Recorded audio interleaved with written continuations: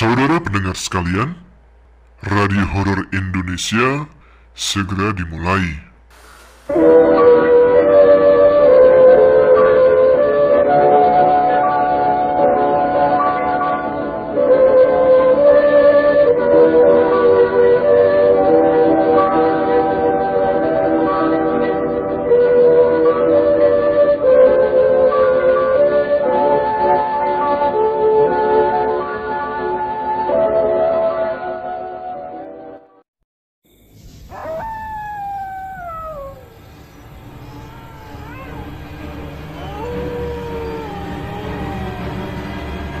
Assalamualaikum warahmatullahi wabarakatuh. Jumpa lagi dengan saya Tama, dan kali ini dalam segmen Radio Horor Indonesia. Bagaimana kabar kalian? Semoga selalu diberikan kesehatan dan juga rezeki yang cukup. Seperti biasa, dalam segmen Radio Horor Indonesia ini, saya akan membacakan beberapa cerita horor untuk teman-teman Ada Apa Gerangan. Bagi yang ingin ikut membagikan cerita horornya atau pengalaman mistisnya, bisa dikirim ke email kami adaapagerangan20@gmail.com, atau bisa juga DM kami langsung di Instagram AAG Channel. Oke, mengawali RHI FM malam ini, ada cerita yang dikirim oleh Aris di Bogor yang mempunyai pengalaman mistis ketika mendaki Gunung Lawu. Oke, langsung saja teman-teman Ada Apa Gerangan, ceritanya mulai dari sini.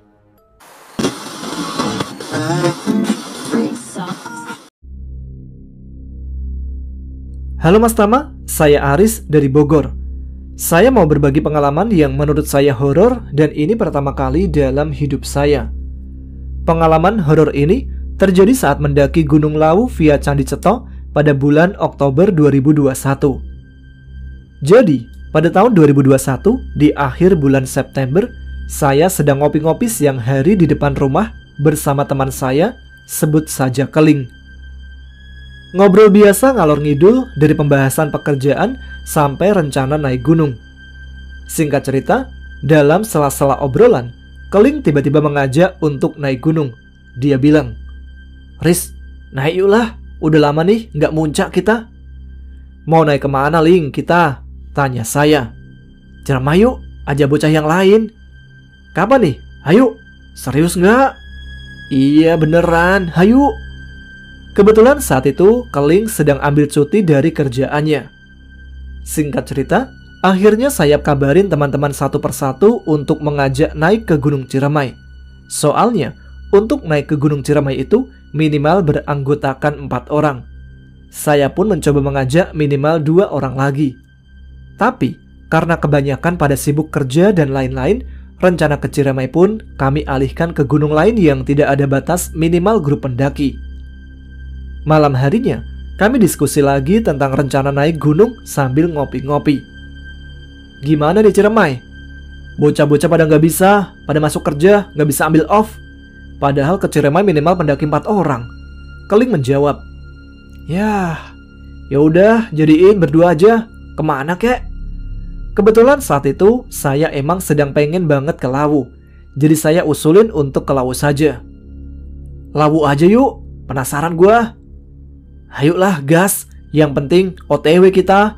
Sayang-sayang, cuti gak kemana-mana." Singkat cerita, tibalah hari H. Kami memutuskan berangkat dari rumah berdua dengan naik bis. Pada hari Minggu tanggal 3 Oktober 2021, jam 2 siang dari Terminal Parung. Di perjalanan semua lancar-lancar aja, sampai di Terminal Karangpandan jam setengah 12 malam. Kami lalu dijemput dari base camp memakai mobil Cherry. Berangkatlah kami setengah 12 dari Terminal Karangpandan sampai base camp pada jam 1 dini hari. Sampai di base camp, suasananya sepi, ditambah cuaca di base camp juga dingin banget. Cuma ada kami berdua yang mau mendaki saat itu. Kami istirahat, menaruh tas keril, dan di situ Keling langsung tidur sampai pagi. Jadi tinggal saya sendirian yang masih melek di base camp. Karena saya bete sendirian, saya pesan kopi sama orang base campnya. Sendirian ngopi di depan, sunyi rasanya. Tidak lama, teman saya yang dipanggil Boy menelpon. "Riz, udah sampai lu?" "Baru banget sampai Boy." "Oke, hati-hati lu, jangan aneh-aneh. Lu kan orangnya penasaran banget sama mistisnya Lawu." Kebetulan saya emang sering nonton podcast-podcast horor tentang pendakian gunung, terutama Gunung Lawu yang terkenal sebagai salah satu gunung paling angker di Indonesia. Iya, slow, aman, doain aja boy. Singkat cerita, habis ngopi, saya memutuskan untuk tidur saja. Sampai akhirnya bangun pada hari Senin jam 7 pagi dan kami berdua siap-siap untuk naik. Setelah packing ulang segala macam, kami makan dulu di warung. Sampai ada beberapa pendaki yang baru saja turun. Ketika kami lagi makan, salah seorang pendaki asal Ciputat, sebut aja Wawan, nyamperin kami. Ngobrol lah kenalan biasa, sampai pendaki itu bilang, "Nanti kalau sampai pasar setan, kalau dengar suara kayak orang rame kayak pasar, buang koin ya." Nah, emang kenapa bang? Ya nggak apa-apa, menghormati aja. Oh, iya bang, siap. Singkat cerita, kami start pendakian di hari Senin tanggal 4 pada jam 8 pagi. Jalanlah kami dari base camp. Semua lancar-lancar aja. Ketemu beberapa rombongan pendaki yang pada turun. Sampai di pos 1 dan pos 2 masih aman. Singkat cerita, kami sampai di pos 3 sekitar jam 11-an. Kami istirahat santai-santai sambil bikin kopi. Saat kami mau lanjut perjalanan ke pos 4, tiba-tiba kabut turun ditambah gerimis. Tapi kami tetap lanjut jalan. Di perjalanan menuju pos 4, saya melihat di depan saya ada satu orang pendaki yang sedang duduk istirahat. Dalam hati saya bilang, kok ada pendaki sendirian aja? Mungkin solo hiking nih. Saya dan Keling akhirnya ikut istirahat dan nyamperin pendaki itu. "Bang, sendirian aja?" tanya Keling. Pendaki itu cuma mengangguk dengan ekspresi mukanya yang datar. Saya sama Keling gak mikir aneh-aneh awalnya, layaknya pendaki pada umumnya yang dengan style kayak pendaki biasa. "Dari mana bang? Solo hiking?" tanyaku. Pendaki itu cuma mengangguk sama mukanya yang tetap datar. "Ah, gak asik nih orang," kata saya dalam hati. Akhirnya kami berdua lanjut jalan dan pamit dengan pendaki itu. "Kita lanjut ya bang." Pendaki itu hanya mengangguk. Pas kami jalan sekitar 2 langkah, pendaki itu tiba-tiba ngomong, "Hati-hati mas." Tanpa pikiran macam-macam, saya bilang, "Oh iya mas, aman." Singkat cerita, kami lanjut jalan. Tapi gak lama, sekitar beberapa langkah, saya menengok lagi ke belakang. Ternyata pendaki itu sudah gak ada. Pikir saya waktu itu, lah udah hilang aja, kemana tuh orang? Ya udahlah, tanpa pikir aneh-aneh, kami lanjut perjalanan. Sampai di pos 4, kami istirahat lagi dengan cuaca masih berkabut. Setelah cukup istirahat, kami lanjut jalan lagi. Singkat cerita, kami sampai di Bulak Peperangan sekitar jam 3 kurang 5 menit sore. Sempat kabut mulai hilang di perjalanan dari pos 4, tapi kabut kembali turun lagi ketika sampai di Bulak Peperangan. Saat sedang istirahat di Bulak Peperangan, saya mendengar ada suara rame seperti orang sedang perang. Saya bertanya kepada Keling, "Ling, lu denger nggak kayak suara orang rusuh?" "Kagak Riz, ada-ada aja lu, segala orang rusuh. Udah tahu kita berdua doang." Pikir saya pada saat itu, halusinasi kali gua, kebanyakan nonton konten horor. Tidak lama kami istirahat, kami pun lanjut perjalanan menuju ke area camp Gubakan Menjangan. Singkat cerita, hampir jam setengah 5 sore, kami sampai di Gubakan Menjangan. Kami lalu membangun tenda, masak, ngopi, ngobrol-ngobrol ketawa ketiwi, dan situasi di Gubakan Menjangan saat itu ada beberapa tenda. Tapi mereka sudah mau packing untuk turun. Sekitar jam tujuan, ketika kami ketawa-ketawa, ada suara yang ikut ketawa. Suaranya cewek. Sontak kami berdua tatap-tatapan. "Denger gak lo?" "Iya, udah halu kali." Tapi kami cuekin dan lanjut ngobrol ketawa ketiwi sambil ngopi-ngopi. Di situ kembali ada gangguan. Tiba-tiba saya mendengar ada suara lagi. Suara itu seperti bilang, "Berisik." Karena saya pikir ini aneh, saya mengajak Keling untuk masuk tenda untuk tidur sekitar jam 9 malam. Saat itu, si Keling cepet banget tidurnya, sedangkan saya nggak bisa tidur karena kepikiran suara-suara tadi. Sekitar tengah malam, suasana sudah sunyi. Ketika Keling tidur pulas, saya dikagetin dengan suara tanah yang ditimpuk ke tenda kami. Sontak saya langsung masuk ke sleeping bag dan berusaha tidur. Tapi susah, karena kondisi di luar tiba-tiba menjadi ramai pendaki. Padahal saat itu hanya ada tenda kami saja. Karena pas kami sampai, beberapa pendaki packing buat turun. Sekitar jam 1-an, Keling bangun. Dia minta diantar buang air kecil. Karena saya masih takut dengan suara-suara yang dari tadi mengganggu, saya suruh dia untuk kencing di samping tenda saja. Lalu keluarlah si Keling sendirian. Tapi kok nih anak belum balik-balik lagi? Sampai akhirnya saya cek keluar dengan memberanikan diri. Ternyata Keling sedang diam berdiri menghadap ke sabana gupakan menjangan. Sontak saya samperin. Lo ngapain, Ling? Ayo udah tidur. Gila gua nungguin di tenda sendiri. Keling hanya diam tanpa menjawab, langsung ikut masuk ke dalam tenda. Ketika saya buka tenda, saya kaget bukan main. Ternyata si Keling sudah ada di dalam tenda. Sontak saya istighfar. Keling nanya, "Dari mana lu kampret? Pergi-pergian mulu." Saya langsung menengok ke belakang dan ternyata gak ada siapa-siapa. Buru-burulah saya masuk ke tenda. Dalam hati saya ngucap, kalau Keling dari tadi di tenda, terus yang gue ajak balik ke tenda siapa? Akhirnya maksainlah saya buat tidur sampai ketiduran dalam rasa takut. Setelah subuh, saya dibangunkan oleh Keling buat samit padahal tidur baru sejam. Singkatnya, jalanlah kami menuju Pasar Setan. Sampai di Pasar Setan sekitar jam 5:30 pagi. Saya mendengar kayak ada beberapa orang yang sedang transaksi. Kayak di pasar pada umumnya gitu. Di situ saya ingat tentang omongan pendaki yang di base camp kemarin. Saat kami sedang di warung. Kalau mendengar rame kayak di pasar, buang koin. Tanpa pikir lama, saya langsung lempar koin. Dalam hati saya berucap, pagi-pagi gini emang ada ya setan. Sambil terus jalan. Jam 6 pagi kami sampai di puncak Lawu. Kami di sana foto-foto dan setelah puas, kami turun ke Mbok Iem untuk mampir makan pecel pada jam 7:30 pagi. Singkat cerita, setelah dari Mbok Iem, kami lanjut turun. Sampai area camp Gupakan Menjangan jam 8:30 pagi. Kami packing, beres-beres untuk lanjut turun. Sempat makan-makan dulu buat isi tenaga. Di perjalanan turun, semua aman-aman saja. Sampai di Bulak Peperangan, kabut mulai turun lagi. Dalam perjalanan turun menuju ke pos 4, saya mendengar seperti suara gamelan, kayak orang hajatan. Suaranya jelas banget. Anehnya, ketika saya bertanya kepada Keling, Keling gak dengar apa-apa. Dia malah bilang, di ketinggian gini, mana kedengeran orang hajatan. Pikir saya, apa iya ya? Halu kali gua. Tetap dengan pikiran positif. Lanjutlah kami jalan. Singkat cerita, kami sampai di pos 3. Istirahatlah sebat-sebat dulu. Dan tidak lama kami lanjut turun lagi. Singkat cerita, di perjalanan menuju pos 2 dan sedikit lagi sampai pos 2, saya mendengar suara ramai di pos 2. Ada yang ketawa ketiwi layaknya orang pada ngobrol.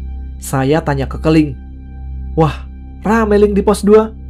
"Wah, iya rame. Istirahat dululah tar." Tapi pas kami sampai di pos 2, ternyata sepi banget. Gak ada orang sama sekali. Sontak kami tatap-tatapan.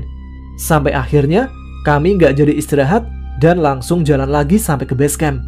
Dalam hati, mungkin udah pada lanjut turun. Di tengah-tengah perjalanan turun dari pos 2 ke pos 1, kami bertemu 4 orang pendaki dari Surabaya yang mau naik. Kami bertegur sapa sampai iseng saya bertanya kepada pendaki itu, "Mas, tadi papasan sama pendaki yang turun gak mas?" Pendaki itu menjawab, "Ah, nggak ada mas. Kita dari tadi nggak papasan sama pendaki yang turun. Ini baru masnya aja yang ketemu kita."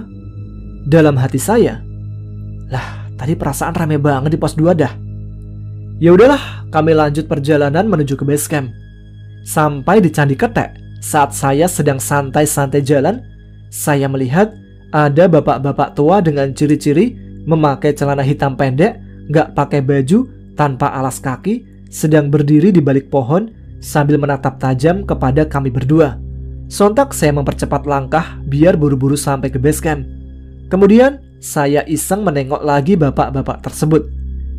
Ternyata udah gak ada. Singkatnya, sampailah kami di base camp dan lanjut pulang sampai ke rumah dengan selamat. Di rumah, saya juga bingung. Kok bisa digangguin begitu? Emang bener, Gunung Lawu ini benar-benar mistis. Mungkin itu aja Mas Tama, sedikit pengalaman yang menurut saya horor ketika mendaki Gunung Lawu via Ceto. Makasih Mas Tama. Yo.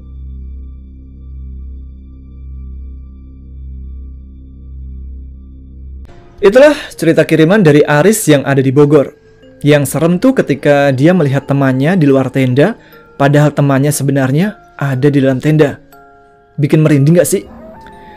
Kita lanjut cerita yang kedua. Kali ini ada cerita kiriman dari Yanto atau biasa dipanggil dengan Otoy, yang memiliki sebuah pengalaman yang bisa dibilang sedih ya, tentang sahabatnya. Langsung saja, teman-teman, ada pegerangan? Ceritanya mulai dari sini.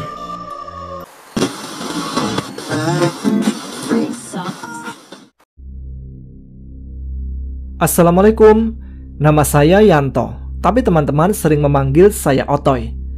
Sebenarnya ini terjadi sudah lama sekali, sekitar tahun 1992 di acara perpisahan SMA di bumi perkemahan Mandalawangi, Cibodas, Cianjur. Saat itu, hanya kelompok kami saja yang camping di Mandalawangi, Cibodas, dan hanya sebagian dari kelas kami yang ikut camping. Beberapa orang anak cowok dan anak cewek. Setelah tenda berdiri, kami pun menyalakan api unggun dan semua duduk bersila mengelilingi api unggun itu. Ada yang memasak, ada yang main gitar, ada juga yang bermanja-manjaan dengan pacarnya. Kabut tipis yang turun menambah suasana tambah asik dan nyaman sekali. Semua rasa seperti sengaja dikeluarkan karena besok kami akan berpisah untuk melanjutkan sekolah pilihannya masing-masing. Terbersit rasa di lubuk hati yang terdalam. Jangan sampai ada perpisahan di antara kami semua. Sedih dan bayangan akan kehilangan mulai terasa saat itu. Sekitar jam 9 malam, kami dikejutkan suara teriakan memanggil-manggil nama saya dari arah pos masuk perkemahan yang letaknya di atas perkemahan. Toy, di mana? Teriakan kerasnya membuyarkan suasana saat itu. Saya memang dipanggil Otoy oleh teman-teman, walau nama asli saya Yanto. Saya pun izin kepada teman-teman yang lain untuk menghampirinya dan naik ke pos masuk area perkemahan. Ternyata ada Tiar, teman band SMA yang menyusul dan mengajak nongkrong di warung parkiran Cibodas yang luas. Kami pun berangkat dengan syarat jam 11 malam harus balik ke tenda. Ternyata di parkiran sudah menunggu beberapa teman sekolah yang lainnya. Sekitar 5 orang lagi jajan di warung yang semuanya teman tongkrongan di Cianjur. Dan disinilah awal semua keanehan yang saya alami. Di meja warung sudah ada sebotol arak yang siap dituangkan. Saya minum 1 gelas lalu merokok. Teman yang tadi menyusul ke perkemahan yang bernama Tiar, dia duduk di atas sebuah batu besar yang tinggi dan bagian atasnya datar. Sambil bermain gitar, lalu ada sebuah botol arak kecil di sampingnya. Jarak batunya hanya beberapa langkah dari warung dan letaknya berada di luar area parkiran. Saya dipanggil untuk menaiki batu itu. Tetapi ketika saya menghampiri batu besar itu, tiba-tiba seperti ada yang menarik kencang tubuh saya dari belakang, sampai saya terlari mundur dan terjengkang di aspal parkiran. Melihat saya terjengkang di aspal, semua tertawa ngakak terpingkal-pingkal. Saya berdiri lagi dan berjalan kembali ke arah batu di mana Tiar berada. Anehnya, lagi-lagi saya seperti ditarik kencang dari belakang, sampai mundur kembali dan terjengkang lagi di aspal parkiran Cibodas. Semua tertawa kencang sampai terpingkal-pingkal lagi. Dan saya pun terlentang di aspal parkiran saja sambil menatap berjuta bintang di langit malam yang gelap dan mendengarkan mereka nyanyi-nyanyi dengan suara lantang di atas batu besar itu. Jam 11 malam, 2 teman saya menyusul untuk kembali ke perkemahan karena acara makan dan berdoa akan segera dimulai. Saya pun ditarik bangun lalu berpamitan kepada Tiar dan teman-teman semua. Singkat cerita, esoknya kami pulang ke rumah masing-masing. Sekitar seminggu kemudian, saya mendapatkan kabar kalau Tiar mengalami pembekakan serius di lehernya. Sebelumnya Tiar ini sempat ke Bali untuk mencari kerja, tetapi balik lagi ke Cianjur karena mengalami pembengkakan di lehernya. Setelah berobat kemana-mana, lehernya tidak kunjung sembuh, malah semakin membesar dan suaranya menghilang, alias tidak bisa bicara. Lalu dipanggillah orang pintar untuk menjalani pengobatan alternatif, dan apa hasil penerawangan orang pintar itu? Katanya, Tiar ini pernah duduk seenaknya di suatu tempat tanpa permisi, tapi dia tidak menjelaskan di mana tempatnya. Karena keadaannya semakin parah, orang tua Tiar membawanya ke rumah sakit kanker di Jakarta. Kira-kira 2 minggu dirawat di Jakarta, saya bersama teman-teman dekatnya boleh menengok ke rumah sakit kanker itu di Jakarta. Dan apa yang saya lihat benar-benar bukan Tiar yang dulu. Dia terbaring dengan jarum infus menempel di tangan dan makan pun harus dipompakan melalui perut. Dia mengenakan baju piyama berwarna biru muda. Dan ya Allah, fisiknya berubah menjadi seperti kakek-kakek umur 90 tahun. Yang tadinya Tiar berbadan gempal dengan rambut pendek hitam, sekarang hanya tinggal tulang belulang berbalut kulit keriput putih pucat. Dan rambutnya panjang sebahu, rontok menipis dan berwarna keputihan, persis seperti kakek tua umur 90 tahunan. Melihat kedatangan kami, Tiar ini kemudian berdiri dari ranjangnya. Dengan badan sedikit bungkuk, dia tersenyum dan berkata optimis dengan suaranya yang serak. Dia meminta didoakan untuk kesembuhannya. Orang tua Tiar yang selalu menjaganya bercerita kalau perubahan fisiknya itu karena efek radiasi sampai beberapa kali. Dan kami mengangguk sedih dengan keadaannya. Saya jadi teringat bibi saya yang pernah diradiasi sampai 11 kali di rumah sakit yang sama dengan gejala yang sama. Tapi tidak ada perubahan fisik yang drastis seperti Tiar ini. Dan sebelum meninggal, bibi saya hanya mengeluh ngilu di seluruh persendian tulangnya. Lalu kami pun pamit pulang ke Cianjur dan besoknya saya ke Bandung untuk urusan kuliah. Kira-kira seminggu lebih saya mendapatkan telepon kalau Tiar ini sudah sembuh dan dia sedang nongkrong di rumah teman.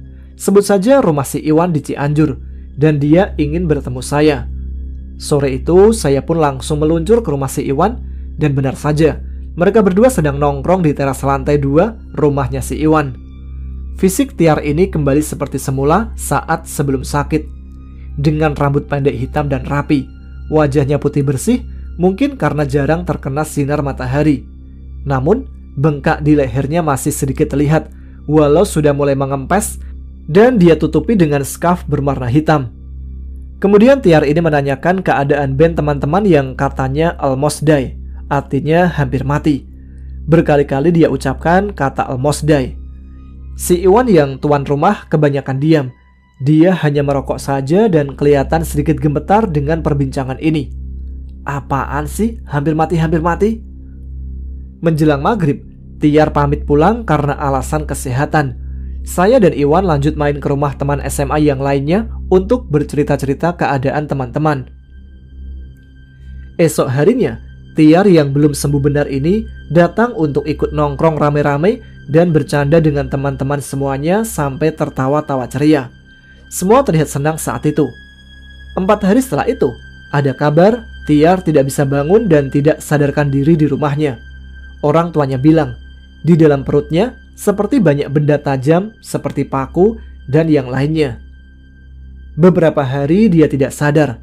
Akhirnya orang tua Tiar memberitahu kalau Tiar telah dipanggil oleh Sang Pencipta. Dengan tangis sedih, kami merelakan kepergiannya. Mungkin itu adalah jalan terbaik untuk teman kami.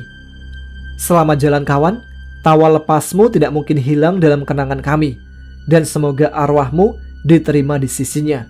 Amin ya rabbal alamin.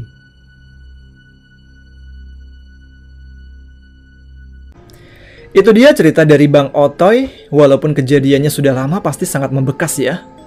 Oke, sebelum kita lanjut ke cerita berikutnya, seperti biasa saatnya comment session. Kali ini saya akan membacakan komentar-komentar yang sudah dikirim ke Instagram kami. Dan kali ini ada yang pertama, ada Alvan_LV04. Assalamualaikum Mas Tama, Galunggung Tasikmalaya hadir. Eksis dong, pengen atuh dibacain komennya. Nah ini udah. Ya meskipun gak pernah like, komen di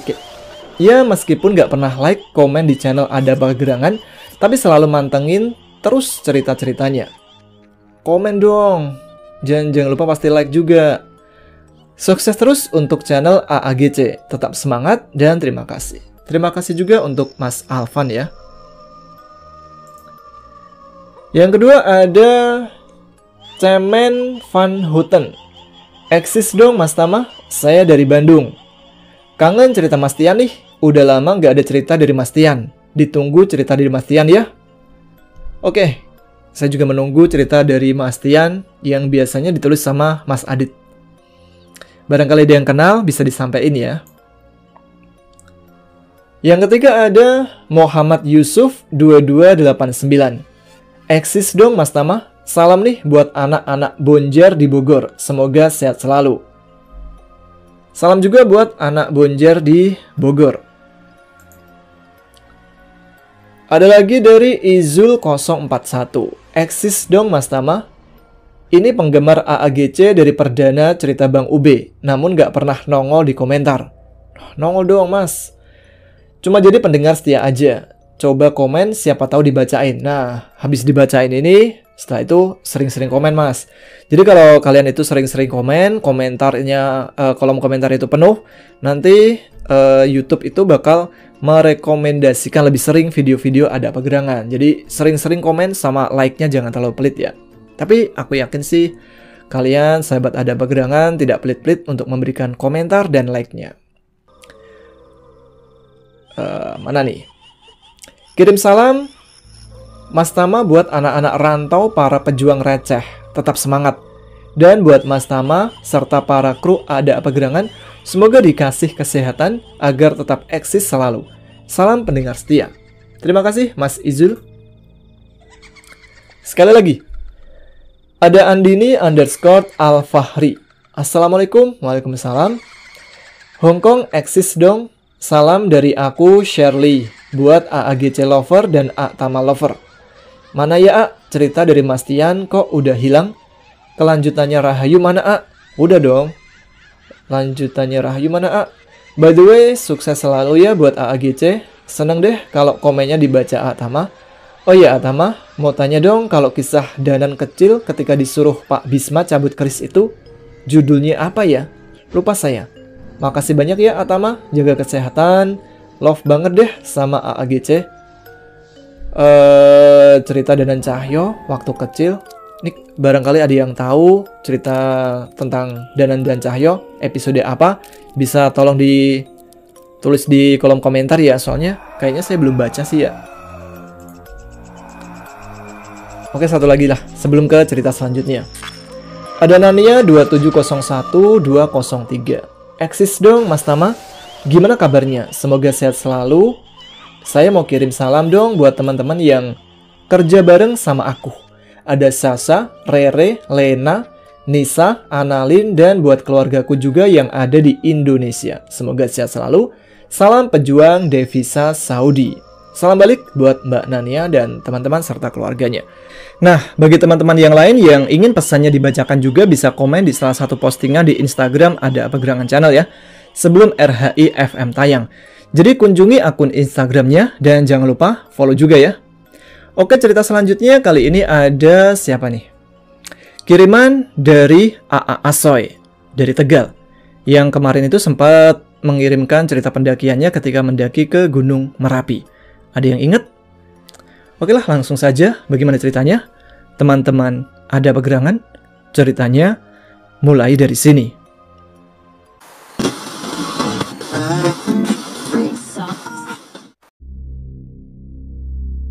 Assalamualaikum Mas Tama. Halo teman-teman Ada Apa Gerangan. Perkenalkan, nama saya Asoy. Masih ingat kan sama saya? Kalau udah lupa juga nggak apa-apa sih. Oke, kali ini saya ingin berbagi cerita lagi. Tapi kali ini bukan cerita pendakian. Pada cerita sebelumnya, saya bilang kan ingin berbagi cerita pendakian sewaktu mendaki Sindoro. Saya mohon maaf ya, karena belum bisa membagikan cerita itu. Sebenarnya sudah selesai nulisnya. Cuman karena ada salah satu teman saya yang hilang kontak, jadi susah untuk dimintai perizinan. Tapi tenang, orang kayak saya mah udah menjadi langganan digangguin dedemit, jadi masih banyak cerita horor yang cocok untuk dibagikan. Jadi saya punya teman yang bernama Fikri. Teman sefrekuensi, susah seneng di perantauan, selalu bareng, satu kos yang diisi 7 orang. Ya namanya juga anak perantauan kan, biar hemat. Dulu dia masuk kelompok saya, si bocah nakal yang beranggotakan 7 orang, yaitu ada saya, Samuel, Rizky, Dimas, Fajar, Chandra, dan Fikri. Tapi teman saya yang bernama Fikri ini sudah pulang ke Cirebon dari tahun 2018 dan tidak kerja bareng lagi. Nah, si Fikri ini sampai sekarang masih kontekan sama saya. Saya sama dia emang suka ngobrolin hal-hal random, apalagi sewaktu masih kerja bareng di Bogor. Ibarat kayak kucing sama tikus lah. Nah, saya iseng kan cerita pas saya sama teman-teman naik ke Merapi. Terus dia juga cerita tentang pengalamannya ketika iseng-iseng uji nyali bersama 2 temannya di rumah sakit Arjawinangun yang terbengkalai. Dan dulu sempat viral loh. Oke, gini ceritanya. Jadi pas tanggal 16 Juni 2021, dia bersama 2 temannya, sebut saja mereka Roy dan Boy, memang suka melihat YouTube horor. Sampai mereka punya rencana untuk membuat konten horor juga. Setelah mereka merencanakan dengan matang di hari Rabu, besoknya mereka mengumpulkan peralatan yang harus dibawa, mulai dari lampu senter 2, tripod, terasi 4 yaitu buat dibakar, kertas sama korek api, dan tidak lupa cemilan. Sorenya sekitar jam 5:15, mereka berangkat dari rumah mereka yang ada di desa Kebonturi. Nah, setelah kurang lebih 20 menit perjalanan, mereka pun akhirnya sampai di lokasi. Sambil menunggu azan maghrib, mereka bertiga ngemil, ngerokok, sebat 2 bat, sambil ngobrolin tentang keangkeran rumah sakit ini. Fikri ngomong ke temannya, kalian berani nggak masuk ke rumah sakit ini? Dijawab oleh si Boy. Takut apa sih? Setan mah dipukul aja lari. Lalu si Roy nyaut, alah, nggak usah sok jadi orang, dikejar tikus saja takut lu. Mereka pun cengengesan sambil ketawa-ketawa. Pada jam 7:04, mereka bersiap-siap masuk ke rumah sakit itu. Ternyata ada satpam yang memberhentikan mereka sambil bilang, "Hei, mau pada ngapain kesini? Mau pada mabok ya?" Terus si Boy menjawab, "Enggak pak, saya sama teman-teman mau jadi YouTuber, bikin konten-konten horor, biar nggak tidur terus." Si satpam menjawab, "Kalian tuh masih kecil, nanti dibawa wewe gombel gimana? Gak ada yang nolongin. Saya mah gak berani masuk ke dalam." Lalu mereka bertiga disuruh pulang oleh satpam itu. Nah, karena Fikri dan teman-temannya itu kepala batu, mereka pun menyusun rencana untuk menunggu si satpam pergi dulu, baru mereka menerobos masuk. Mereka menunggu sampai jam 10:50 malam. Nah, ketika si satpam pergi entah kemana, mereka langsung masuk ke dalam. Tapi Roy ini kebelet pipis. Lalu dia lari ke samping rumah sakit dan pipis di sebelah pohon mangga. Kalau kata orang dulu kan, kalau kencing di sembarang tempat kudu izin dulu. Nah, Roy ini main kencing aja di tempat itu. Keanehan pun mulai berdatangan. Ketika Roy lagi kencing, dia merasa kayak ada yang nowel kuping dia. Terus dia menengok kanan kiri, tapi gak ada siapa-siapa. Dia pun buru-buru balik. Tadi pas saya lagi kencing, ada yang nowel kuping saya. Lalu Fikri nyaut, "Udah deh, baru aja masuk, udah ngelantur lu." Sekitar 10 menitan mereka di dalam, belum menemukan sesuatu yang aneh.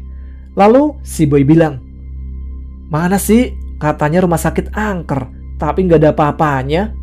Si Fikri langsung nyaut, "Ya udah, bakar aja ya terasinya, daripada disimpan di tas, bau. Tapi jangan salahin gua kalau lu diculik wewe gombel." Si Roy nyaut, "Udah, jangan kebanyakan bacot, langsung bakar aja." Mereka bertiga menyiapkan terasi itu dan dimasukkan ke dalam kertas, lalu digumpal-gumpal. Abis itu dibakar. Nah, Fikri iseng bilang begini, "Penunggu rumah sakit ini mana sih gak keluar-keluar? Takut ya? Saya udah bakar terasi nih, pinjem tripod, tapi gak ada hasilnya." Selang 5 menit, keanehan mulai muncul lagi. Ketika mereka bertiga masuk ke salah satu ruangan, Tiba-tiba mereka mencium bau ban terbakar. Tapi mereka masih positive thinking. Mungkin satpam di depan sedang bakar-bakaran. Mereka terus menelusuri ruangan demi ruangan sampai pada akhirnya mereka berhenti di ruang bersalin. Mereka di situ membakar terasi lagi. Nah, setelah itulah mereka mulai diganggu setelah jam 12 malam. Roy mendengar suara kursi roda sedang berjalan, tapi pas bertanya kepada Fikri dan Boy, mereka tidak mendengar apa-apa. Kalian dengar nggak ada suara kursi roda? Fikri sama Boy menjawab, nggak dengar tuh. Nggak cuman sampai di situ, gangguan yang dialami oleh mereka. Ketika sudah jam 12:30, salah satu senter tiba-tiba mati. Mereka mulai panik tuh, karena senter satunya redup. Ketika mereka mau keluar dari ruang bersalin itu, tiba-tiba ada suara ibu-ibu sedang menangis, dan ada suara bayi menangis. Mereka langsung diam saling menatap satu sama lain. Lalu si Fikri mengarahkan kamera keliling ruangan itu. Tapi tiba-tiba kamera itu blur dan HP-nya mati sendiri, padahal baterainya masih cukup banyak. Mereka yang ketakutan langsung lari kocar-kacir. Ketika mereka mau sampai pintu keluar rumah sakit itu, Boy teriak minta tolong. Fikri dan Roy berhenti lalu menengok ke arah Boy, dan mereka benar-benar kaget karena melihat mata Boy ini berubah menjadi putih semua, lalu jalannya juga membungkuk. Roy dan Fikri tidak bisa bergerak sama sekali. Dan tiba-tiba si Roy pingsan. Di situ yang masih waras hanya Fikri. Fikri berusaha membaca-baca doa yang dia bisa. Lalu dia berusaha lari keluar mencari satpam untuk meminta pertolongan. "Pak, tolongin teman-teman saya di dalam, Pak. Nggak tahu pada kenapa." Satpam itu langsung membentak Fikri. "Kamu tuh kenapa masuk sih? Kata saya juga apa? Kalau ada apa-apa, nggak ada yang nolongin. Jadi bocah badung banget." Akhirnya satpam memanggil 5 warga untuk menolong Roy dan Boy. Nah, mereka bertiga diantar sampai ke rumah Fikri. Tapi keadaan Roy dan Boy itu masih pingsan dan tidak bangun-bangun. Ketika sudah pagi menjelang siang, sekitar jam 9 lebih, orang tua Roy dan orang tua Boy datang ke rumah si Fikri. Emaknya sampai nangis-nangis melihat anaknya tidak bangun-bangun. Lalu orang tua si Roy memanggil Ustadz untuk mengobati. Sekitar 3 jam mereka diobati, akhirnya bangun juga. Tapi Fikri bilang kepada saya, kalau Boy itu sifatnya jadi berubah. Selama 3 bulan dia sakit-sakitan terus, dan sifatnya menjadi kasar. Matanya merah seperti orang mabuk. Matanya mata panda, mukanya pucat, lesu, kayak orang mati. Bapaknya si Boy bercerita ke Fikri, kalau Boy itu setiap malam suka mengigau. Dia bilang, ampun, saya nggak mau ikut. Dan setelah itu, saya nggak tahu lagi nasib si Boy. Oke, ini cerita yang kedua dari saya ya. Cerita ini saya dapatkan dari Amelia Saputri, teman saya sewaktu sekolah di SMA Negeri 1 Pagerbarang dulu, lulusan tahun 2014. Nah, si Amel ini anaknya si Ibu Nur. Amel bercerita, lalu saya ringkas ya untuk dibagikan. Kisah ini dimulai pada tanggal 19 Oktober tahun 1988 di Desa Karanganyar, Kecamatan Pagerbarang, Kabupaten Tegal. Ada satu keluarga yang beranggotakan 5 orang. Sebut saja mereka Kang Dasir, yaitu ayahnya, Nunung ibunya, Iwan anak pertama, Siti anak kedua, Nur anak ketiga atau bungsu. Kang Dasir dikenal oleh warga sekitar sebagai orang pintar di desa itu, karena Kang Dasir mempelajari ilmu-ilmu hitam sejak beliau masih kecil, karena orang tua Kang Dasir berasal dari tanah Sunda. Nah, istrinya Kang Dasir yaitu Ibu Nunung ini asli desa Karanganyar, Kecamatan Pagerbarang, Kabupaten Tegal, yang berbatasan langsung dengan desa Jatirokeh, Kabupaten Brebes. Di desanya ini, Kang Dasir sering dipanggil untuk mengobati santet atau teluh dan berbagai penyakit non-medis lainnya. Bahkan ketika pemilu, banyak pejabat-pejabat meminta tolong agar Kang Dasir melukai lawan-lawan politiknya pada pemilihan umum. Pada tanggal 20 Oktober 1988, tepatnya hari Kamis malam Jumat waktu setempat, ada salah satu warga yang datang ke rumah Kang Dasir. Sebut saja Mang Ridwan. Mang Ridwan ini meminta bantuan Kang Dasir karena Erna, anaknya, kerasukan dan perutnya membesar. "Kang, tolong anak saya, Kang. Anak saya kerasukan dan perutnya membesar kayak orang hamil." Tanpa menyuruh Kang Ridwan untuk duduk, Kang Dasir langsung segera masuk ke kamar untuk mengambil keris dan alat-alat lainnya untuk pengobatan. Ketika semuanya sudah siap, Kang Dasir mengajak anaknya, si Iwan, untuk ikut bersama ke rumahnya Mang Ridwan. Ketika Kang Dasir sama yang lainnya sudah siap, berangkatlah mereka. 20 menit kemudian, sampailah di depan pintu rumah Mang Ridwan. Terdengar jeritan yang sangat keras dari dalam rumah. Ketika Kang Dasir hendak masuk, dia merasakan ada aura yang aneh yang amat kuat di belakang rumah Mang Ridwan. Kang Dasir, Iwan, dan Mang Ridwan langsung bergegas mengecek bagian belakang rumah tersebut. Setelah sampai di belakang rumah Mang Ridwan, Kang Dasir segera membakar kemenyan dan mengucapkan mantra-mantra untuk memanggil sesuatu yang sedang mengganggu keluarga Mang Ridwan. "Nu di tukang, nu diharap, nu digigir, tongnya rumput maraneh, wujud," ucap Kang Dasir. 5 menit kemudian muncullah asap tebal, lalu disusul sama sosok hitam berbadan tinggi besar berbulu lebat, kukunya panjang, serta mata yang menyala merah yang dikenal sebagai genderuwo. Seketika Mang Ridwan langsung lari karena melihat sosok tersebut. Kang Dasir mencoba untuk berkomunikasi dengan sosok tersebut. Namun, Kang Dasir diserang hingga terpental 6 meter jauhnya dari posisi semula. Kang Dasir pun hilang kesabarannya dan langsung menyerang balik sosok genderuwo itu. Pertarungan antara Kang Dasir dengan sosok tersebut berlangsung sekitar 1 jam lamanya. Pada akhirnya, sosok genderuwo tersebut menyerah dan berkata kepada Kang Dasir, "Saya diperintah oleh dia. Saya perintah oleh dia. Ampun, ampun." Dan Kang Dasir pun mengucapkan mantra untuk mengembalikan santet di keluarganya Mang Ridwan kepada si pengirim. "Kadia mencit rengit, kaditu mencit domba, kadia cingalengit, kaditu cingaloba." Seketika sosok genderuwo itu perlahan menghilang menjadi asap yang hitam pekat. Dan ketika Kang Dasir masuk ke dalam rumah Mang Ridwan, Erna, anak Mang Ridwan, berangsur-angsur sadar dan perutnya pun mulai mengempes. Kang Dasir bertanya kepada Mang Ridwan, "Sebenarnya ada masalah apa sampai keluarga Mang Ridwan dikirimi santet sama orang lain?" Mang Ridwan pun menceritakan kalau 2 minggu yang lalu Erna dilamar oleh pemuda asal Brebes. Namun Erna menolak dan beralasan bahwa dia belum siap untuk menikah. Padahal Erna sama sekali tidak menyukai pemuda itu. Lalu pemuda tersebut mengancam kalau akan menghabisi Erna cepat atau lambat. Itulah mengapa salah satu alasan menolak lamaran seseorang itu disebut pamali, karena kita tidak akan pernah tahu isi pemikiran seseorang. Dan manusia itu mudah berubah, baik pikirannya ataupun sifatnya. Setelah itu, hari-hari pun berjalan lancar seperti biasanya, tanpa gangguan apapun.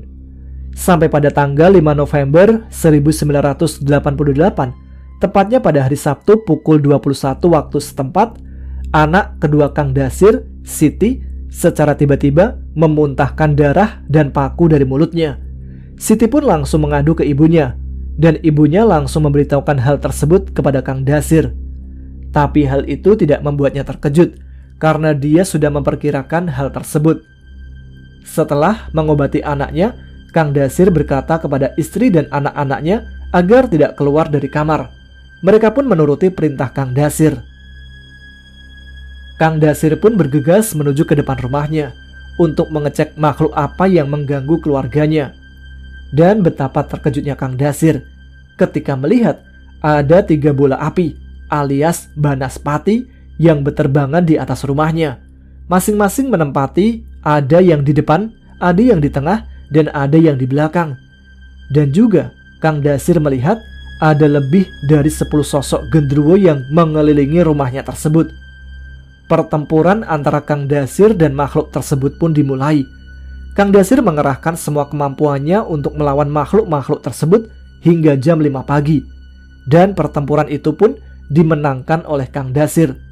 Tapi Kang Dasir terluka parah hingga tidak mampu berdiri sama sekali. Kang Dasir pun hanya mampu berteriak, memanggil-manggil anak serta istrinya. Ketika anak-anaknya hendak menolong Kang Dasir, tiba-tiba dari mulut, hidung, serta telinga Kang Dasir mengeluarkan darah. Sontak anak-anak serta istri Kang Dasir terkejut dan berusaha meminta pertolongan warga sekitar. Lalu berdatanganlah warga dan diangkatlah Kang Dasir, lalu direbahkan di kasurnya. Selang 3 hari kemudian, keadaannya belum kunjung membaik, dan keluarga Kang Dasir memutuskan untuk memanggil ustadz setempat untuk membantu Kang Dasir agar pulih kembali. Dan alhamdulillah, Kang Dasir masih diberikan umur panjang. Hari demi hari, selang 2 minggu kemudian, dapat kabar pemuda yang melamar anaknya Mang Ridwan, yaitu si Erna, meninggal dunia dalam keadaan gantung diri di kamarnya. Sedikit masukan dari saya. Dari sini kita belajar bahwa gaib itu memang ada, tapi tidak terlihat, sama halnya seperti besok, nanti, atau minggu depan, atau juga 1 tahun ke depan. Kita kan tidak akan tahu akan terjadi seperti apa. Nah, begitu juga tentang hal gaib. Sampai di sini, paham ya teman-teman? Santet memang benar adanya, tapi santet tidak bisa menyakiti ataupun melukai seseorang yang hatinya tentram, pikirannya tenang. Sebaliknya, santet mudah masuk untuk menyakiti seseorang yang selalu hatinya gelisah dan pikirannya tidak tenang. Terima kasih buat Mas Tama yang sudah membawakan cerita saya. Semoga semakin sukses, dan terima kasih juga buat teman-teman Ada Apa Gerangan yang sudah mendukung saya untuk ikut berbagi cerita. Semoga teman-teman Ada Apa Gerangan diberikan kesehatan serta selalu dalam lindungan Allah Subhanahu wa Ta'ala. Saya A.A. Asoy undur diri. Jazakumullah ahsanal jaza. Wassalamualaikum warahmatullahi wabarakatuh.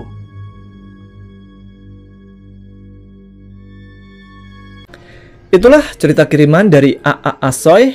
Ada 2 cerita ya, mantap sih. Kita kembali ke komen dulu sebelum cerita selanjutnya untuk malam ini. Di sini ada lagi dari Ati Sri Wahyuni. Eksis dong Mas Tama, selalu nggak ketinggalan meski ketiduran sekalipun. Tenang mas, besok siangnya pasti tak ulangi buat lihat lagi kok. Jadi nonton 2 kali kan? Betul. Ada yang sama Mbak Ati Sri Wahyuni ini?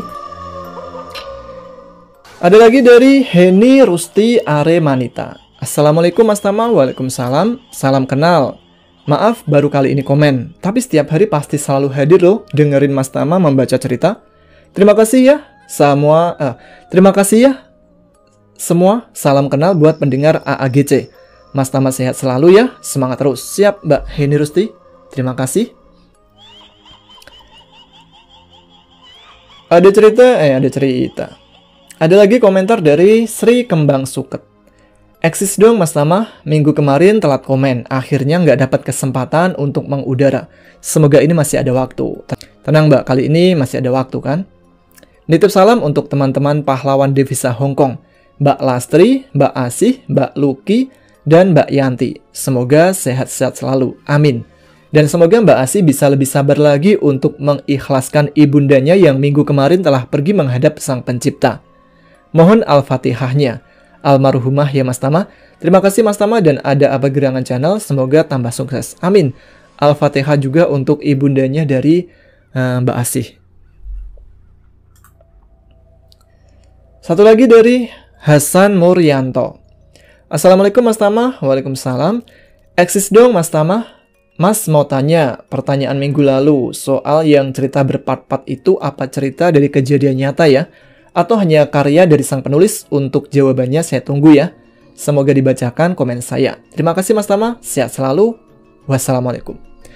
Nah, untuk cerita yang berpart-part itu kebanyakan diambil dari kejadian nyata. Jadi berdasar kisah nyata yang mengalami pengembangan. Jadi mungkin nggak serupa banget, tapi ada beberapa penambahan-penambahan supaya alurnya itu nanti nyambung. Begitu juga mungkin dengan cerita Danan dan Cahyo. Gitu ya.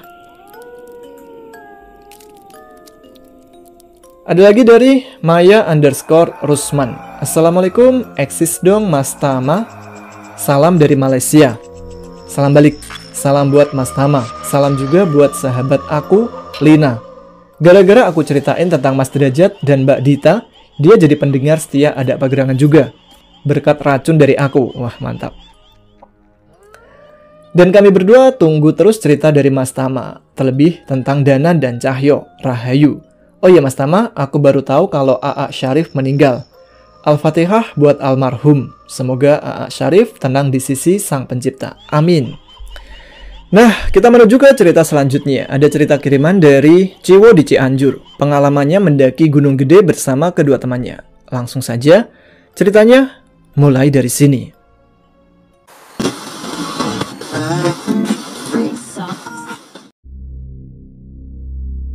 Assalamualaikum, Mas Tama, gimana kabarnya? Sehat selalu? Dan buat para pendengar setia Ada Apa Gerangan, semoga sehat selalu dan dimudahkan rezekinya. Amin. Kembali dengan saya Ciwo dari kota Tauco tercinta, yaitu Cianjur. Saya ingin membagikan cerita saya lagi. Pengalaman ini saya alami pada tanggal 22 September 2006. Kisah yang tidak akan saya lupakan sampai saat ini. Pada tanggal 10 September 2006, saya dan kedua teman saya yang bernama Bejo dan Vivih merencanakan untuk camping di Cibodas. Akan tetapi, teman saya yang bernama Vivih mengusulkan untuk mendaki ke gunung saja sekalian, yaitu ke Gunung Gede, karena dia bosan kalau camping terus di Cibodas, dan tidak ada salahnya untuk mencoba naik ke Gunung Gede lalu camping di alun-alun Surya Kencana. Saya dan Bejo pun menyetujuinya, dan diputuskan pada tanggal 22 September kami akan berangkat ke Cibodas. Karena base camp Cibodaslah yang dekat dengan tempat tinggal kami. Walaupun di antara kami bertiga tidak ada satupun yang pernah naik Gunung Gede. Jadi kami hanya modal nekat saja. Jangan dicontoh ya teman-teman kelakuan kami. Tanggal 21, tepat jam 8 malam, kami berkumpul di rumah Vivih untuk menyiapkan apa saja yang harus dibawa. Karena kami bukan pendaki sungguhan, jadi kami hanya membawa peralatan ala kadarnya dan satu buah tenda kecil. Tidak ada sleeping bag, tidak ada matras ataupun jaket tebal. Saya hanya membawa jaket parasut dan memakai sweater. Malam itu kami tidak lupa membeli logistik seadanya seperti mie instan dan cemilan. Keesokan harinya, pada jam 10 siang, kami berangkat naik angkutan umum menuju ke Cibodas. Tidak begitu lama kami sampai di Cibodas dan bertanya kepada orang yang ada di sana arah jalan kalau mau naik ke Gunung Gede. Singkat cerita, kami pun sampai di tempat pendaftaran. Di situ kami cuma dikasih arahan. Jam 12 siang kami mulai naik dengan posisi Vivih di depan dan Bejo paling belakang. Kami pun berjalan mengikuti jalur. Tidak terasa, kami sudah sampai di pos 1 dan tidak ada kejadian apapun. Di pos 1 kami istirahat sejenak lalu lanjut jalan lagi. Pos demi pos kami lewati. Dan pada jam 3 sore kami baru sampai di pos Rawadeno. Di situ kami istirahat sambil ngemil dan sebat. Di pos Rawadeno ini saya merasakan hawa yang aneh. Saya merasa tidak nyaman dan ingin cepat pergi dari sana. Ada yang pernah merasakannya juga? Saya pun mengusulkan untuk segera jalan lagi. Soalnya sudah terlalu sore, takut kemalaman jalan. Dan ternyata apa yang saya khawatirkan terjadi. Karena kami jalan terlalu santai, jam 6 sore kami baru sampai di Kandang Batu. Di sana kami istirahat dahulu karena sudah masuk waktu maghrib. Jam setengah 7 sore kami lanjut jalan lagi, tapi dengan posisi yang berbeda. Bejo meminta saya untuk tukar posisi agar saya di belakang menggantikan dia, dan saya pun menyetujuinya. Baru 5 menit berjalan, saya merasakan hal yang aneh, seperti ada yang mengikuti saya dari belakang. Dan ternyata, kedua teman saya juga menyadari hal itu, seperti ada langkah kaki yang mengikuti kami bertiga. Kami semua baru sadar bahwa kami naik gunung dengan jumlah ganjil. Padahal mitosnya, dilarang naik gunung dalam jumlah ganjil. Entah benar ini penyebabnya atau bukan. Dengan rasa penasaran yang tinggi, teman saya Bejo mencoba melihat apa yang ada di belakang saya. Setelah menengok ke belakang, secepat kilat dia memalingkan wajahnya ke depan lalu menunduk. Saya pun penasaran apa yang Bejo lihat. Saya coba mencolek dia dari belakang dan berbisik, "Kamu lihat apa, Jo?" "Jangan noleh ke belakang, wo. Ada si Ate di belakangmu." Maksudnya adalah kuntilanak. tapi kami selalu mengambilnya ate biar tidak terlalu vulgar. Sontak keringat dingin keluar dari badanku. Saya berusaha tenang merapal ayat suci yang saya hafal dan menyuruh Vivi yang di depan untuk jalan lebih cepat. Tidak terasa, sudah sampai di kandang badak dan alhamdulillahnya si Ate tidak mengikuti kami lagi. Pada saat saya melihat jam, sudah menunjukkan jam 9 malam. Kami istirahat lalu makan. Tapi karena kami tidak punya kompor, jadi kami hanya bisa memakan mie mentah yang diremukkan karena perut kami sudah keroncongan. Walaupun begitu, sudah cukup buat mengganjal perut kami. Selesai makan, kami berkumpul untuk memutuskan mendirikan tenda di kandang badak atau lanjut ke Surya Kencana. Soalnya, kami semua tidak tahu jalannya dari sini ke Surya Kencana. Saya mengusulkan untuk mendirikan tenda di sini saja, dengan pertimbangan sudah terlalu malam untuk lanjut perjalanan. Tapi Vivi menginginkan agar kami lanjut ke Surya Kencana dan camping di sana. Kami pun sempat berdebat panjang, dan pada akhirnya saya pun menyerah kepada kemauan Vivi. Vivi berinisiatif untuk bertanya kepada pendaki di sana, dan kami pun diberikan petunjuk oleh pendaki itu. Tapi pendaki itu memberikan saran. Lebih baik di sini aja bang, soalnya udah terlalu malam kalau lanjut ke Surya Kencana. Apalagi kalian ini kan baru pertama kali ke sini. Tapi dengan pedenya, Vivi ngomong, tenang aja bang, saya di sini pribumi. Kami pun lanjut berjalan. Tapi di tengah perjalanan, perasaan saya tidak enak. Tidak lama berselang, kira-kira 2 meter di depan kami, apa yang saya khawatirkan terjadi. Kami semua dihadapkan dengan 3 jalur percabangan, jalur tengah, kanan, dan kiri. Di sana kami bingung harus memilih jalur yang mana. Dan teman saya Vivi memutuskan untuk mengambil jalur kanan. Tanpa pikir panjang, akhirnya kami lanjut jalan. Saat memasuki jalur kanan, saya merasakan hal yang aneh lagi. Jalur ini terasa sunyi dan hampa udara. Yang kami rasakan seperti saat telinga kita ditutup dengan kedua tangan. Seperti itu rasanya. Kami terus jalan tanpa menghiraukannya. Tidak terasa, sudah menunjukkan jam 12 malam. Perjalanan kami tidak kunjung sampai ke tempat tujuan. Dalam kebingungan itu, kami coba rehat sejenak dan berkumpul. Gimana nih? Udah jam 12 belum sampai juga? Iya, ada yang aneh deh. Apa kita harus balik lagi ke jalur bercabang tadi? Jawab Bejo. Kita lanjut aja, udah terlalu jauh buat balik lagi Jo. Paling sebentar lagi juga nyampe, kata Vivi. Nyampe bacotmu. Udah berapa jam nih kita nggak nyampe-nyampe? Jawab saya yang emosi. Udah, jangan debat. Lebih baik kita berdoa supaya dapat petunjuk jalannya, kata Bejo menengahi. Kami pun memutuskan untuk berdoa bersama lebih dulu sebelum melanjutkan perjalanan. Baru setelah itu kami lanjut perjalanan. Namun, lagi-lagi, kira-kira 200 meter kami jalan, kami dihadapkan dengan jalan buntu. Di depan kami terhalang bukit yang lumayan tinggi. Saya pun bertanya kepada Vivi. Gimana Vi, buntu nih? Sikat aja lah, orang gak begitu tinggi, jawab Vivi. Gas lah, daripada diem di sini, serem anjir, saut Bejo. Kami pun setengah merangkak untuk bisa jalan ke atas. Di tengah-tengah perjalanan kami, dari arah kiri ada yang melintas. Sesosok anak kecil yang tidak terlalu jelas bentuk wajahnya. Anak itu sedang ikut setengah merangkak. Di sana kami mulai panik dan mempercepat gerakan kami. Tapi malah terdengar suara tertawa kuntilanak seperti menertawakan kami. Tidak begitu lama, akhirnya kami sampai di tempat datar, seperti lapangan luas dan terlihat ada beberapa tenda di sana. Dan kami berinisiatif untuk ke sana dan bertanya. Tapi yang kami lihat, tidak ada satu orang pun yang berada di depan tenda. Mungkin sudah pada tidur. Saya pun kembali melihat jam dan ternyata sudah hampir jam 1 malam. Kami pun mengurungkan niat untuk menyamperi tenda itu dan mulai mencari lokasi untuk mendirikan tenda supaya cepat istirahat. Nah, ketika lagi asik-asiknya pasang tenda, kami semua dikejutkan oleh suara geraman yang berasal dari balik sebuah pohon besar tidak jauh dari tempat kami pasang tenda. Sontak kami menyenter pohon itu. Wih, Alangkah kagetnya kami semua.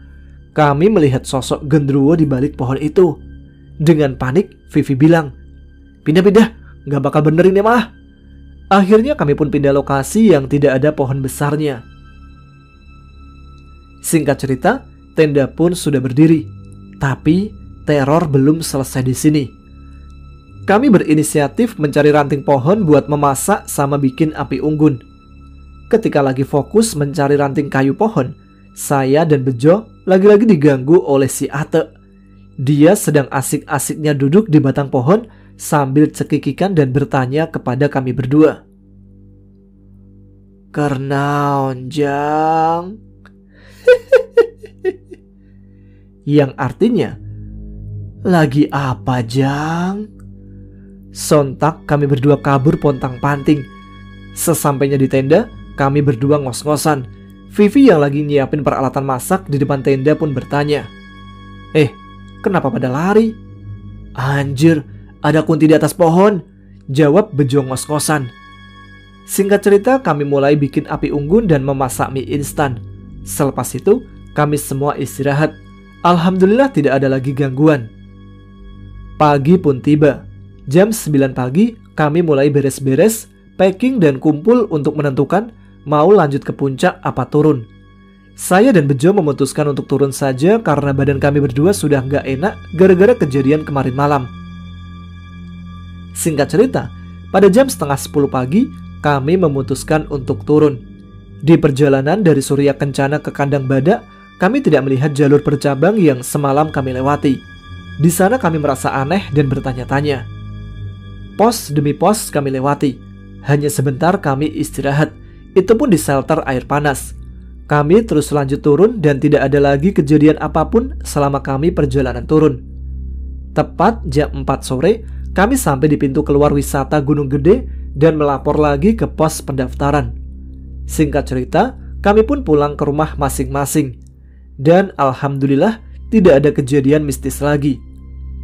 Oke, sekian cerita dari saya. Terima kasih buat Mas Tama yang berkenan membacakan cerita saya. Sekian dan terima kasih. Wassalamualaikum warahmatullahi wabarakatuh. Oke, itu dia cerita dari Ciwo tentang pendakiannya ke Gunung Gede. Jadi setiap pendakian itu sebaiknya harus dipersiapkan dengan matang dulu ya, termasuk perlengkapan dan juga mental. Oke, kita baca lagi komentar yang sudah dikirimkan ke Instagram kami. Kali ini ada Yuliani Rahman 13. "Eksis dong Mas Tama. Siapa tahu aja dibacain komenku. Salam untuk semua sahabat Ada Apa Gerangan, Mas Tama dan juga tim AAGC. Semoga sehat dan sukses selalu. Oh iya Mas Tama, kalau lagi bacain cerita-cerita horor gini, pernah nggak sih ngerasain horornya langsung di studio? Apa waktu rekaman atau edit videonya ada gangguan-gangguan gitu?" Nah, pertanyaan bagus. Jadi sebenarnya ya teman-teman, membaca cerita ini tuh sangat beresiko banget. Jadi kalau kita sedang membaca cerita horor, katanya itu sih sosok yang kita ceritain bakal datang ke lokasi. Tapi alhamdulillah sih nggak ada. Oke, dari Lisa 3497. "Eksis dong Mas Tama. Salam buat semua teman-teman AAGC yang selalu support channelnya Mas Tama dengan no skip iklan. Allah melimpahkan rahmat dan hidayahnya untuk kita semua. Amin." Terima kasih Mbak Lisa. Lagi dari M. Rafardan Atala. "Eksis dong. Hadis selalu menunggu-nunggu buat teman Bobo. Selamat buat semuanya aja ya yang setia mendengarkan cerita horor. Moga pada sehat selalu dalam lindungan Allah Subhanahu wa Ta'ala.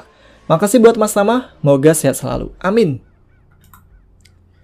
Ada lagi dari Anggraini CWT. "Eksis dong Mas Tama. Assalamualaikum Mas Tama, salam sayang untuk orang tercinta." Oke, terima kasih Mbak Anggraini CWT. CWT-nya apa ini? Kali ini ada Teddy S9799. "Eksis dong, hadis selalu garda terdepan pecinta AAGC. Mas Tama, mau salam-salam nih buat teman-teman seprofesiku sebagai security Rumah Sakit Kartika Husada, Setu, Bekasi. Buat Edo, Dede, Bulis, dan Pak Maman. Salam juga buat teman-temanku Ari Pangestu. Ri, sorry ya, gua nggak bisa datang ke acara pernikahan lo. Mohon maaf ya. Salam juga nih buat teman-teman di Rumah Sakit Kartika Husada, Setu Bekasi. Oh iya, ngomong-ngomong soal jadi security di rumah sakit, Mas Teddy pernah nggak ada pengalaman mistisnya? Boleh dong dibagiin ke kita ya. Biasanya ada kan tuh di rumah sakit. Oke, sekarang dari Dia Armenia 94. Oh, Dia Armenia 94. Eksis dong Mas Tama, saking banyaknya yang komen sampai komenku yang kemarin nggak kebaca. Iya nih Mbak Dia. Cuman pengen nanya, Mas Danan sama Mas Cahyo itu beneran ada nggak sih Mas? Kalau ada pengen kenalan dong. Makasih Mas Tama, sukses dan sehat selalu buat Mas Tama dan tim. Salam dari aku, Armenia dari Sukoharjo.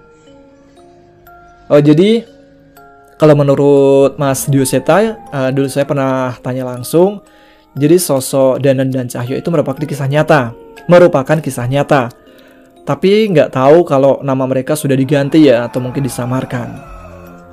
Begitu Mbak Dia Armenia. Ada lagi dari Bunda Faid 24. Assalamualaikum Mas Tama, Taiwan, Indramayu. Numpang eksis dong. Salam untuk semua AAGC lover yang ada di Taiwan. Semoga sehat selalu dan teruntuk Mas Tama, semoga sehat dan makin sukses selalu. Amin. Banyak ya ini. Ada lagi dari Eka_Nandayani. Eksis dong Mas Tama. Pertama suka sama AAGC karena nama Mas Tama sama kayak anak saya. Kocak nggak tuh? Oh, jangan-jangan Mbak Eka ini ibu saya? Enggak ya? Makin kesini makin kecanduan suara Mas Tama.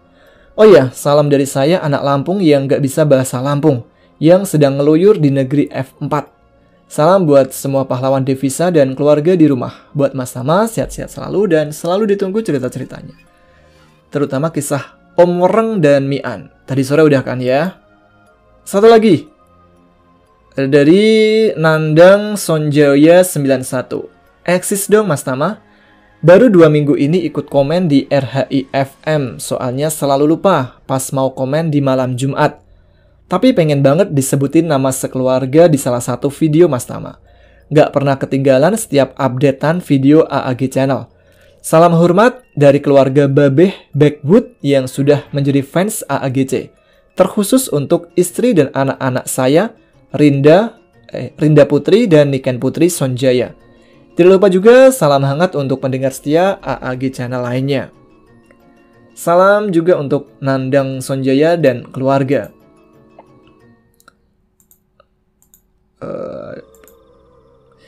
Nanggung, masih 2 lagi.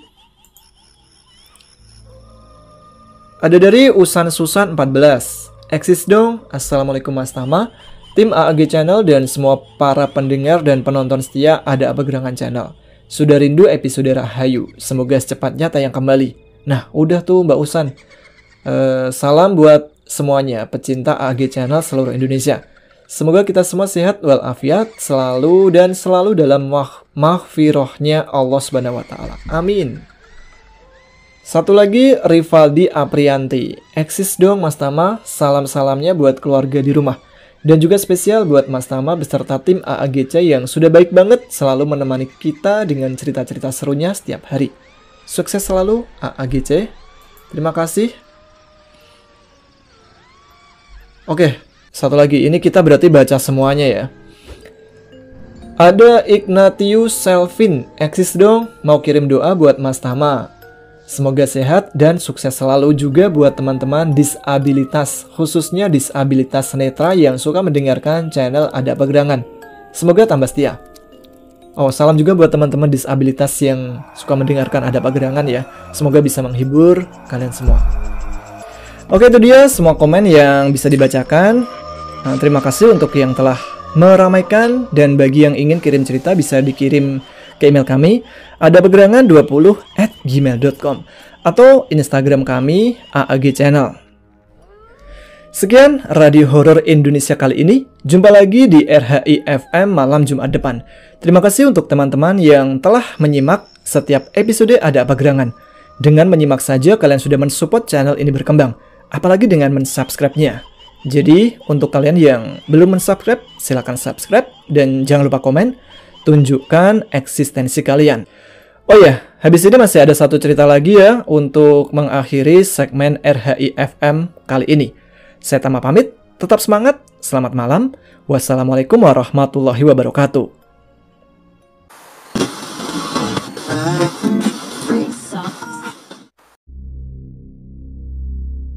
Paling malas jika harus pergi ke sawah pada malam hari. Selain mengantuk, juga was-was akan hewan melata yang membahayakan. Namun bagaimana lagi, sawah harus mendapatkan air, dan jatahku mendapat air adalah malam selepas Isya. Dan itu jatah terakhir di mana tidak akan ada orang lagi di sawah selain aku. Ku arahkan senter ke segala arah, mengamati sekitar sudah sepi. Lalu kubuka jalan air dan menunggu air masuk membasahi 3 petak sawah milik orang tuaku. Setelah siap, aku tutup kembali. Air tidak kukeluarkan lagi supaya meresap sampai dalam karena 2 hari lagi akan dibajak. Proses ini memudahkan supaya tanah bisa terkeruk sampai dalam agar gembur tidak bantet. Jarak rumah dan sawah sangat jauh dan juga suasana pedesaan masih banyak pepohonan di sana-sini.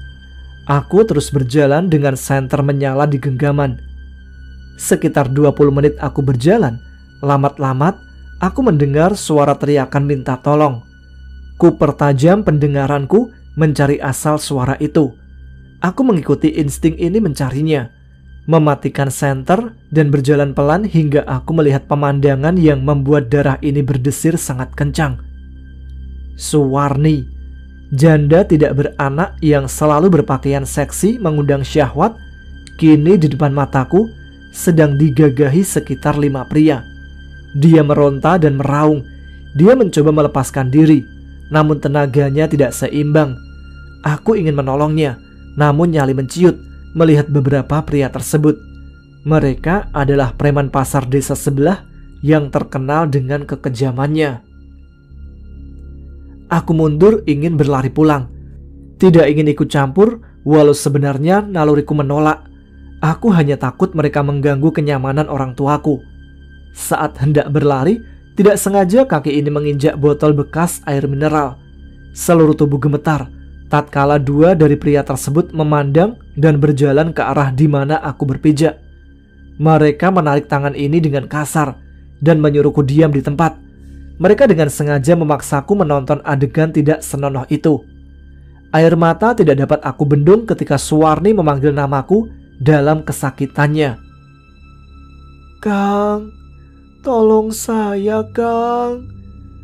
Aku tidak tahu harus berbuat apa. Mereka mengancam akan membunuhku jika aku ikut campur. Dan akhirnya, setelah mereka puas, Suwarni diseret. Kepalanya ditali, kemudian digantung di pohon mangga. Kepalanya menunduk, kemudian mengerang dan mendongak ke atas. Aku berteriak menyesal ketika kutatap wajah Suwarni terakhir kali dengan lidah menjulur dan kotoran keluar dari duburnya. "Pulang, jaga mulutmu," bentak para pria itu. Aku pulang dengan perasaan kacau, namun sekuatnya mencoba bersikap wajar dan tidur dengan kondisi tertekan. Pagi hari warga geger dengan penemuan mayat Suwarni. Warga lebih memilih untuk menguburkannya dan menutup masalah ini karena Suwarni tidak memiliki sanak saudara di sini. Selain itu, Suwarni juga banyak dibenci para ibu-ibu di sini karena sikap genitnya pada penduduk kampung yang berlawanan jenis dengannya. Acara pemakaman berjalan lancar tanpa kendala apapun. Hingga malam itu menjadi awal malam terkutuk yang menimpaku. Selepas acara tahlil di rumah Suwarni yang ke-7 hari, di kamar aku merasakan keadaan berubah drastis. Tiba-tiba cuaca menjadi dingin. Angin bertiup kencang mendobrak jendela yang sudah kututup sejak sore. Berjalan kaki ini menuju jendela untuk menutupnya kembali. Wajahku semilir tersapu angin. Di luar gelap, kuedarkan pandangan ke segala tempat, hingga netra ini terhenti di sudut pagar rumah. Kulihat wanita berdiri di sana dengan gaun putih, walau jauh, namun masih bisa kutangkap keadaan di sana. Ia berdiri membelakangiku, tangannya mengelus rambut panjangnya, dan kepalanya sedikit menunduk. Siapa malam-malam berdiri di sana? Saat ku tajamkan pandangan, wanita itu menoleh kepadaku hingga membuatku terlonjak kaget. Aku segera membanting jendela. Kakiku bergetar hebat, lemah seperti tidak bertulang. Tubuhku luruh jatuh ke lantai dengan nafas memburu. Keadaan menjadi gelap gulita. Aku mencoba berdiri, mencari dan merabakan tangan ini agar menemukan senter. Namun, baru 2 langkah berjalan, rasanya tanganku menyentuh sesuatu yang amat dingin. Diiringi suara tertawa yang sangat pelan, suara yang nan jauh. Kemudian berganti menjadi suara tangisan yang memilukan. Aku meraba seluruh bagian benda dingin itu, ada rambut juga. Aku yang tersadar langsung menjauh dan mencari meja di kamarku, di mana ku letakkan senter di sana. Dan syukurlah aku menemukannya. Segera ku nyalakan. Persis di depan, sejengkal dari muka, aku melihat wajah Suwarni pucat. Matanya mengeluarkan darah dan mulut yang menganga lebar, seperti ingin menerkamku hidup-hidup. Aku tidak mampu bersuara, hanya air mata yang mewakili. Dalam hati aku berkata, "Maafkan aku, Sun." "Laporkan, Kang.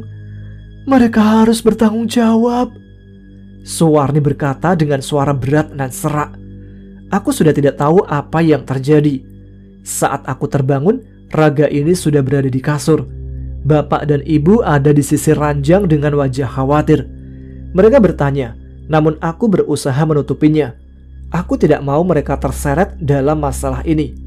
Aku memohon kepada mereka agar mereka keluar kamarku. Bukan memohon, tepatnya lebih memaksa. Mulut ini hanya beralasan bahwa aku hanya merasa tidak enak badan. Berhari-hari setiap malam aku selalu didatangi Suwarni dengan tawanya atau kadang dengan tangisannya. Aku stres, sangat tertekan sekali.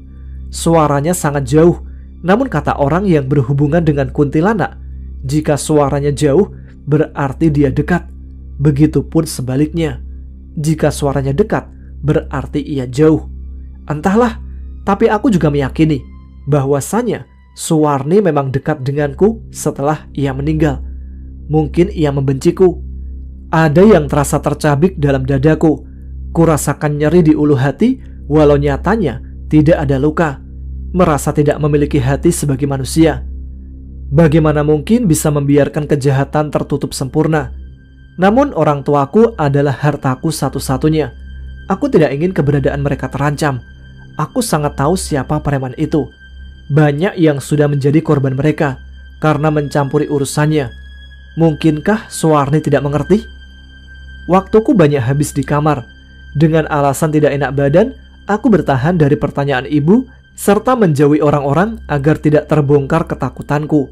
Karena bukan hanya malam hari, siang pun wajah Suwarni seperti mendatangi, membuat aku sering menjerit dan bicara sendiri. Terdengar pintu diketuk pelan. Aku berteriak dari dalam. "Siapa?" Tidak ada jawaban setelahnya. Ketukan itu berhenti menjadi sebuah cakaran kuku. Persis saat kucingku melakukan hal itu. Aku berjalan menghampiri dan kubuka perlahan. Mataku hampir keluar ketika kulihat lidah Suwarni menjulur dengan tatapan benci. Benci atau mengiba, aku tidak tahu. Sebenarnya aku ketakutan pada kesalahanku sendiri, bukan takut pada Suwarni. Merasa sangat berdosa. Aku mundur, Suwarni semakin mendekat. Ia melotot ke arahku, berjalan sempoyongan dengan mata dan mulutnya. Darah itu mengalir membasahi lantai. Bau busuk menguar di segala penjuru. Belatung berjatuhan, berbaur dengan darah tersebut. Aku menutup mulut dengan kedua tanganku. Suwarni terus mendekat hingga tepat di depanku. Dia tersenyum dan aku merasa seperti tertabrak sesuatu. "Baik, kami akan mencoba mengusut kasus ini. Saya mohon kerjasamanya." Aku sadar setelah mendengar suara itu. Aku takut karena saat ini aku berada di kantor polisi bersama orang tuaku. Aku memandang orang tuaku dengan tatapan bingung. Mereka merengkuhku dalam pelukan. Aku sangat merasa nyaman dan mereka menceritakan semua dari awal Mulai aku kesurupan dan berlari ke kantor polisi, serta keluarnya cahaya dari tubuhku hingga aku sadar kembali. Esok hari, para pria yang membunuh Suwarni telah ditahan. Makam Suwarni dibongkar untuk otopsi. Semua diurus oleh kepala desa.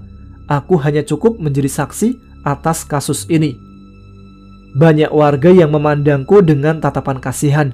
Syukurlah, tidak ada yang menyalahkanku ketika aku bungkam. Reka adegan juga dilaksanakan di tempat kejadian. Aku berteriak histeris saat harus memperagakan segala kejadian malam itu. Kuntilanak Suwarni tidak lagi menampakkan diri kepadaku. Hanya saja, tangisannya yang mondar-mandir mengitari kampung selalu menghiasi malam-malam, membuat seluruh warga kampung menutup pintunya setelah senja datang. Beberapa hari kemudian, sidang dilaksanakan. Para pria itu resmi menjadi terdakwa dan dipenjara. Dan setelah sidang, malamnya suara tangisan Suwarni tidak lagi terdengar. Desa pun berangsur nyaman seperti sedia kala. Malam setelah semua selesai, aku bersantai dengan bapak ibu di teras, menikmati kopi dan beberapa keping biskuit. "Makasih Kang, Bapak, Ibu." Suara halus dan manja Suwarni membuat kami menoleh secara bersamaan. Di halaman, kulihat Suwarni tersenyum dan melambaikan tangannya, tetap dengan rambut panjang dan baju putih panjangnya. Namun malam ini, Suwarni menunjukkan wajah yang bersahabat dan senyum tulus. Suwarni tertawa, kemudian melesat ke angkasa. "Alhamdulillah," ucap kami spontan dan kompak. Kami segera masuk ke dalam rumah untuk istirahat, karena kami akan segera pindah dari desa ini, guna menjaga hal yang tidak diinginkan ketika para preman itu telah keluar. Hati manusia siapa yang tahu, sedia payung sebelum hujan, itu lebih baik. Sebelum benar-benar kami sekeluarga pindah, aku pergi ke makam Suwarni, mungkin itu yang terakhir kalinya. Semoga engkau tenang Suwarni,